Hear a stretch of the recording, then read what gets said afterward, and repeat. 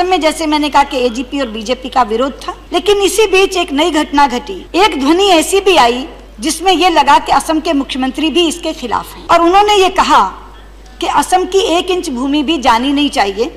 अभी के प्रोटोकॉल के मुताबिक 730 एकड़ जो भूमि इस समय बांग्लादेश के पास है, उसमें से 430 हमें मिल रही है और 268 उनके पास रह रही है। तो ऐसा बयान आया उनका कि नरेंद्र मोदी कह रहे थे कि हम लाएंगे तो वो हर इंच भूमि उनसे लेकर आए। तो मैंने प्रधानमंत्री से ये कहा कि एक इसका सुलझाव हो सकता है कि अभी हम असम को एक तरफ रख के इस बिल को ले आएं, ताकि लगभग 95% जो काम है वो तो हो जाए। असम, त्रिपुरा, बांग्लादेश के साथ पश्चिम बंगाल, त्रिपुरा और मेघालय ये सेटल हो जाएगा और असम को हम रीनिगोशिएट करने की कोशिश करेंगे।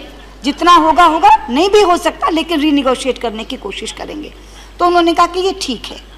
तो हमने कैबिनेट में मैंने नोट दिया और ये कहा कि असम को अलग करके हम इस बिल को यहाँ पारित करवा दें। कैबिनेट ने मुझे इसकी अनुमति दे दी।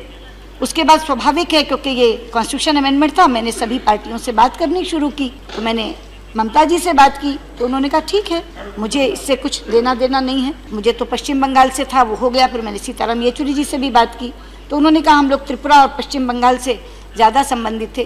फिर मैंने कांग्रेस के नेता, हमारे नेता प्रतिपक्ष गुलाम नबी आज़ाद जी से भी बात की, उपनेता बैठे हैं आनंद शर्मा जी से भी बात की और शशि थरूर जी जो स्टैंडिंग कमेटी के चेयरमैन थे उनसे बात की कि आपने जो कहा था उसमें हम थोड़ा संशोधन असम को बाहर रखने का कर रहे हैं। तो उन्होंने कहा हम पूरी पार्टी का एक पक्ष आपको बताएंगे निर्णय करके। अगले दिन वो दोनों मुझे मिले और उन्होंने ये कहा कि नहीं, जो प्रोटोकॉल साइन हुआ है उसको लेकर आगे बढ़िए, पूरे का पूरा आगे बढ़िए और असम को इसमें से निकालिए मत, असम को शामिल करके कर। कुछ ऐसी ही ध्वनि मुझे बाकी साथियों से मिली जब उन्होंने कहा कि जब एक बार करना है तो इकट्ठा ही करिए, क्यों थोड़ा सा भी अलग रखती हैं, तो असम को शामिल कर लीजिए। और वहाँ के मुख्यमंत्री ने, जिनसे ये ध्वनि आई थी कि वो अलग करें, उन्होंने लिखित में एक पत्र प्रधानमंत्री को भेजा और एक पत्र मुझे भेजा, जिसमें उन्होंने ये लिखा कि आप असम को शामिल करके ही इस प्रोटोकॉल को लेकर के आइए।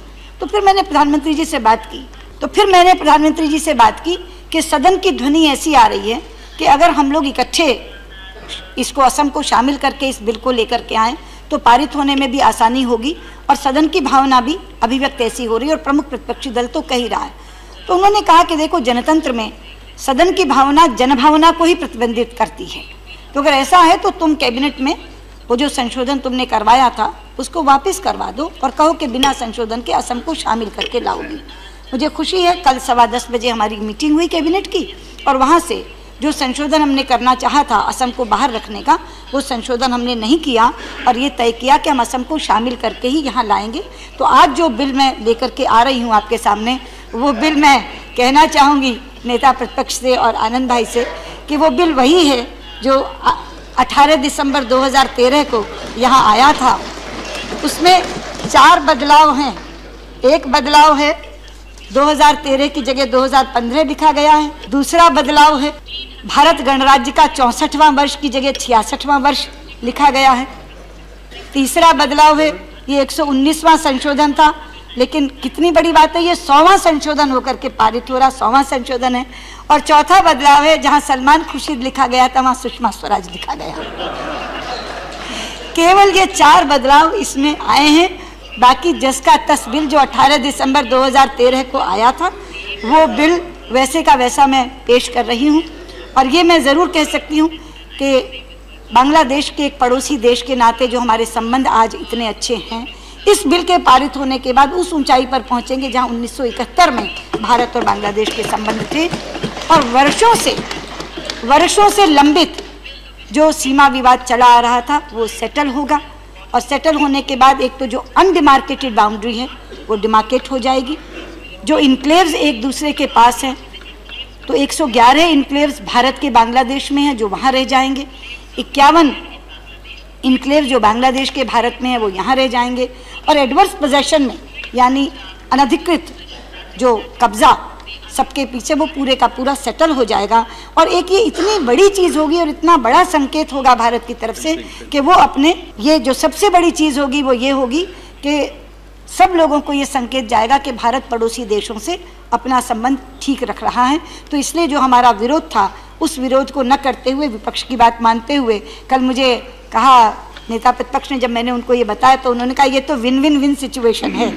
वैसे तो अंग्रेजी में विन विन कहा जाता है, विन विन विन सिचुएशन है कि बांग्लादेश भी खुश, विपक्ष भी खुश और आपका बिल भी पारित हो जाएगा।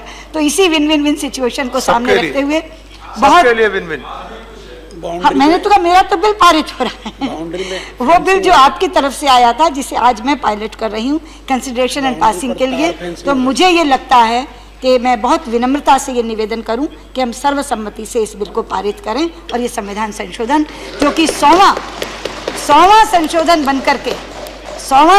बनकर के दर्ज हो जाए हमारे संवैधानिक इतिहास में। इतना ही कहते हुए आप लोगों से विनम्र निवेदन करती हूं कि इस बिल को सर्वसम्मति से पारित।